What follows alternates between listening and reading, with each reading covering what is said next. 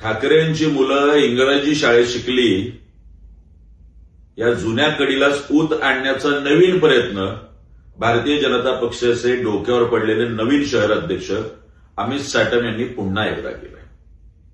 याबद्दल सविस्तर उत्तर सन्माननीय राजसाहेबांनी दिलंय. बहुधा ते त्यावेळी शहराध्यक्ष नसावेत, त्यांच्या लक्षात आलेलं नसेल. त्याला पुढे जोडून आणखी काही उदाहरणं मी आज अमित साटम यांना देऊ इच्छितो. आपण संबंधित या व्यक्तींच्याही हिंदुत्वावर शंका घेणार आहात का, याबद्दल आता ऐका नीट, उघडा डोळे आणि वाचा नीट.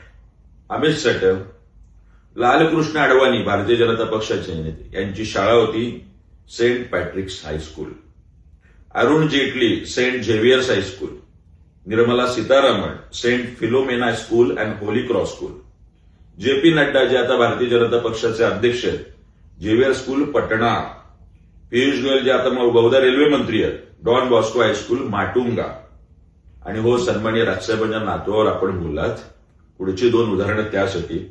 Amruta madam Fadnavis Saint Joseph convent school Nagpur.